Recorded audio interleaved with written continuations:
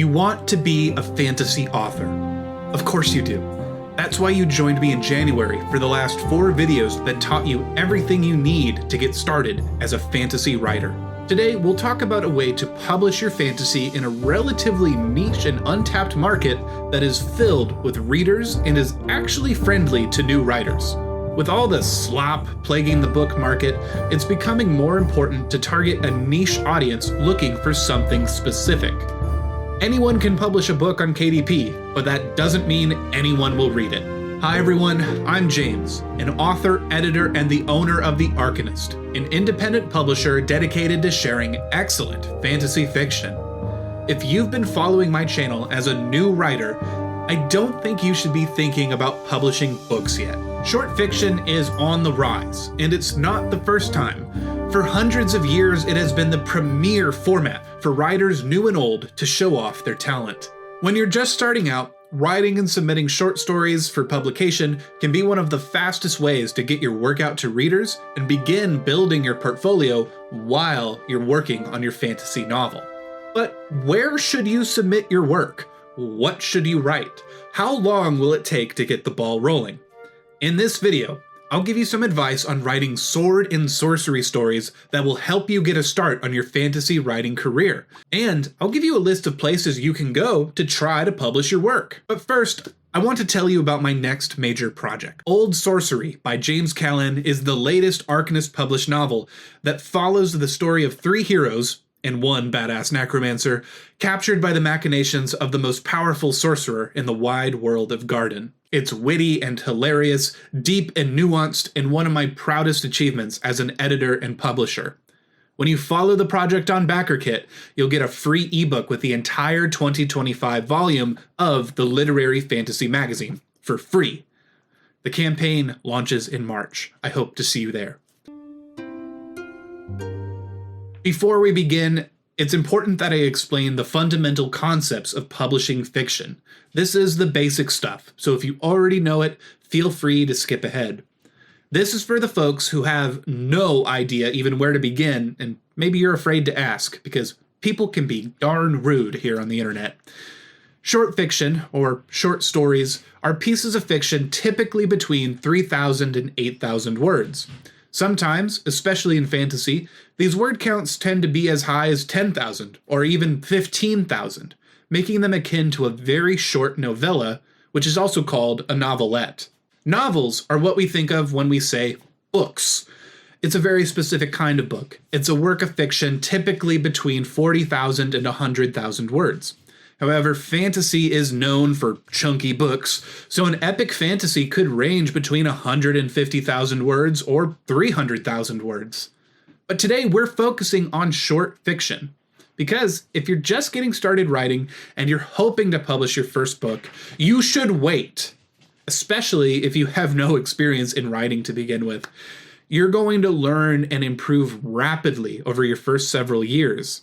In my experience, the first book you write will be riddled with underlying problems that will make it difficult to properly represent your skill when it comes time to publish. Ask me how I know. Even if your ultimate goal is to publish books, short stories are excellent tools to build your skills, try out different ideas, and have material to consistently submit for publishing. It will be a skill that stays with you for the entirety of your writing career. You can reasonably produce multiple short stories in a month, meaning you actually get the satisfaction of finishing something instead of just slaving away on the same manuscript for years. Your first book will take a long time, but your first short story can be done in as little as a week. You can also give these away on your own blog or website, or give them away to build a mailing list. We'll talk more about email marketing in another video. What I'm trying to say is that short stories are extremely useful resources for you to have in your toolkit. Short fiction is most widely published in literary magazines, periodicals that release multiple times a year and focus on shorter forms of fiction, poetry, or creative essays. Literary magazines are managed by editors, and you need to submit your work for review in order to be published. Rejection is extremely common, and you need to start getting comfortable with it. The most popular magazines accept less than 1% of their submissions that they receive. Newer magazines tend to be more forgiving because they need more material, But either way, you are going to be hearing no a lot. Ask me how I know. My publication, the Literary Fantasy Magazine, is somewhere in the middle at a 13% acceptance rate. Although this rate is starkly dropping as we continue to get more and more submissions. More competition equals more rejection and more pickiness on the editor's side. You don't want your work to be associated with slimy magazines that will just publish anything. That doesn't look good. The whole point of getting published and that being a point of bragging is that very few people actually get published by these people. You also don't want your work to be published by people who are just going to vanish off the face of the earth immediately. Try to prioritize magazines that have been around for more than a couple of issues.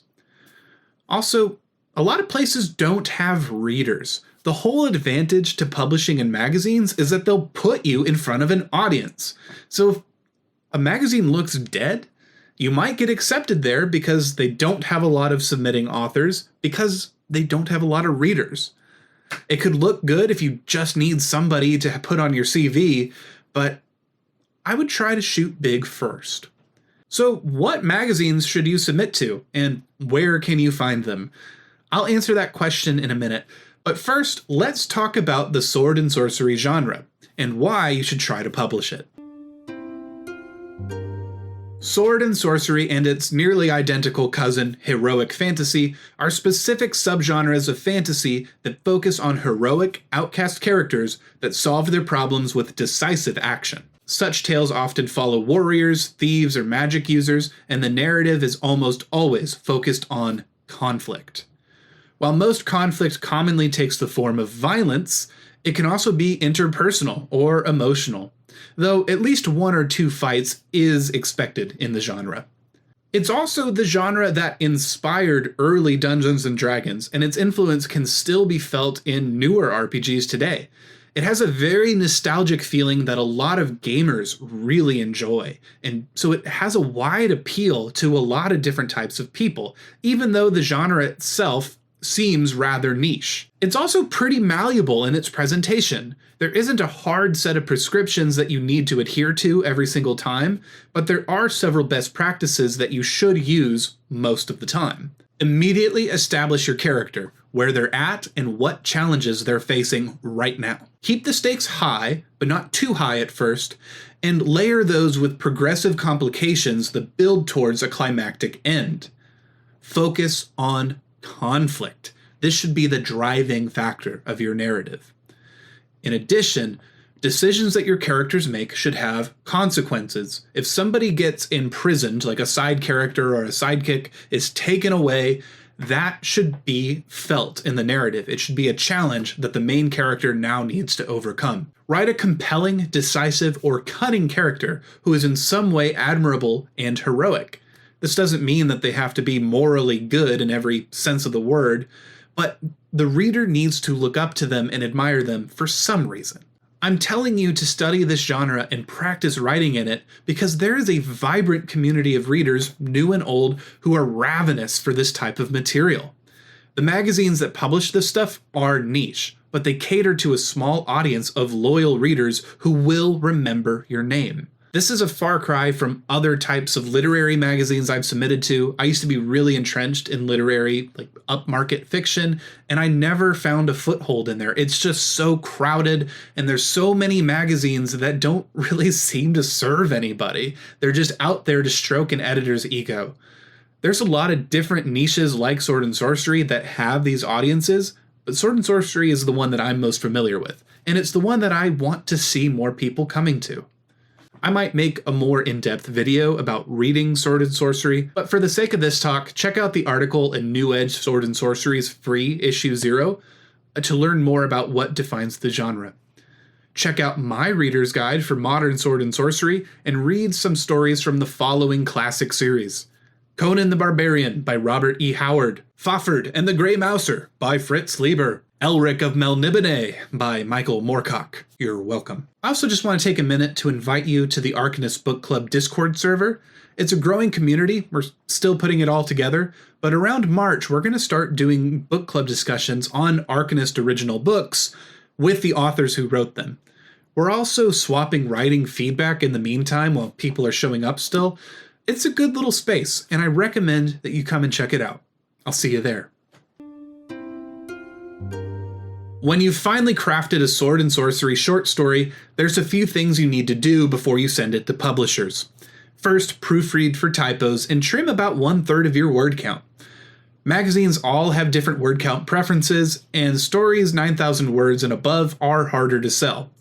In general, when you're forced to trim down a story, it is almost always strengthened and ends up being a lot tighter as a result. After this, really scrutinize your first paragraph and your first page. Most editors will not read past the first page if the story doesn't immediately grab them. They have specific ideas for what they're looking for, and if you're not it, they're not wasting their time. Make sure that your first page is flawless and as captivating as possible.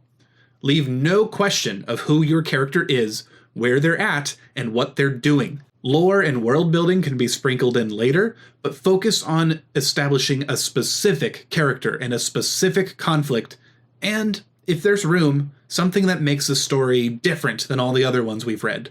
Once you have all that done, send your story to a friend who actually reads fantasy. Even better if they're already a fan of Sword and Sorcery. Every genre, and even their child subgenres, have their conventions, and not all of them are compatible with Sword and Sorcery. For example, if your friend mostly reads romantasy, they might offer some counterintuitive feedback since that genre is trying to do something entirely different than heroic fantasy. Format your manuscript as shown by William Shun on his website. All publications are different in what they want, and you might have to change your submission format for different windows, but Shun's method is the most widely accepted default, and no reasonable editor will take issue with it. So now let's talk about where to send your work. This is an imperfect solution because the true key to getting published by magazines is persistence. If you've polished a story representative of your best work, then in theory, someone somewhere will take it, if it's actually good. How will you know if it's good? You won't. And prepare your thick skins, my friend. The submission grind is death by 1,000 no's, and life by 1 yes. You will be rejected a lot. Ask me how I know. Start big. No matter your experience level, start big. Aim for the stars. Big magazines pay well. They have a lot of readers, and most importantly, they give you an answer within a few weeks. And you never know, you might actually just send them exactly what they need. It could happen, and it happens all the time. Well, it happens a lot, but to very few people. Does that make sense? It happens. It's worth your time. Clark's World, Lightspeed, and Beneath Ceaseless Skies are the biggest fantasy publishing magazines that I know about. None of these are specifically Sword and Sorcery publications, but keep in mind that Sword and Sorcery is fantasy. So anything that publishes fantasy should publish Sword and Sorcery, in theory. Lightspeed does specifically say that they like Sword and Sorcery stories, but they publish a whole range of things. Clark's World and Lightspeed both publish sci-fi, and I think they kind of lean more towards sci-fi. When you're going into the muddied realm of what's the difference between sci-fi and fantasy, people act like there aren't differences, but there are so many differences, and a lot of publications that do both prefer sci-fi. I don't understand it, but I'm just a guy who likes swords and dragons. What do I know? ACS cares most about fantasy that is character-driven and interior focus, meaning the character's growth and desires are the main focus of the plot, and the narrative spends time diving into the character's thoughts and emotions about narrative events. This needs to happen in the first few pages. Maybe even the first page. Very important. I might end up making a whole video about character-driven fantasy and how that can actually apply to Pulp Fiction, but that's beyond the scope of this video. Go wide! Once you shoot your shot and get shot down, you'll move to the medium magazines. The advantage with these magazines is that they still have a decent amount of readers and will likely allow you to send simultaneous submissions. Many of them are open for submissions year-round, and you can circle back and try again with different stories. The downside to publications at this level is that they don't pay as well as Clark's World and Lightspeed, or they might not pay at all, and they might even take several months to get back to you. Really, a few weeks sounds like a long time, but that's extremely fast to get back a response from a magazine. A note about simultaneous submissions. Keep track of what you sent to whom. If one place buys your story and you fail to inform other magazines of this and they contact you to buy your already sold story, that's extremely rude, and you might find yourself banned from the magazine. That's not what you want in a niche market. As of February 2026, these are the active Sword and Sorcery publications that are currently open to submissions or will soon be open. There's no perfect rotation of which magazines you should submit to in any specific period. They open and they close all the time, and sometimes they just disappear and they're not publishing anymore. You'll need to just keep checking in with them and have polished stories ready to go for specific submission windows. Savage Realms Monthly. One of the best places to cut your teeth in Sword and Sorcery. They have been publishing monthly for a long time. Their submissions are open year-round, and they pay $50 per story. They don't accept simultaneous submissions, and they can take several months to provide a final answer. I advise writing a story tailored for them and expecting a wait. Sword and Sorcery Magazine. An online-only publication that's been around for over a decade. They want 1,500 to 8,000 words. They accept simultaneous submissions. They pay $10 per story and should get back to you within 2 months. Crimson Quill Quarterly. A print publication that's rather new with 9 published volumes. 10,000 words or less. They also serialize stories up to 30,000 words over 3 issues. Very cool. They pay $35 and accept simultaneous submissions, and their next submission window will open April 1st, 2026. Goblins and Galaxies. A new print publication just from the last couple years. They funded on Kickstarter in 2024. They have 2 issues out now, and they're open for short fiction submissions under 6,000 words for the week of April 7th to 14th. They pay 6 cents per word, which adds up to a maximum of $360. Not bad. New Edge Sword and Sorcery. One of the most well-respected recent publications, and they have several issues. They accept simultaneous submissions and will open another window for stories between 4,000 and 6,000 words in August of 2026. They pay 4 cents per word, which adds up to a range between $160 and $240. The Literary Fantasy Magazine! That's right, the magazine that I edit and publish. While we don't exclusively publish Sword and Sorcery, we love to see it in the submissions. Just like BCS, ensure that your story has interiority and a character-driven narrative. We publish stories 10,000 words or less, preferably with a minimum of 4,000 words. We serialize stories up to 50,000 words long across 3 or 6 months. We really want a good serial. If you have one, send it to us, seriously. We print and publish online, we accept simultaneous submissions, and we'll typically get back to you within 3 to 5 weeks. Unfortunately, we don't pay.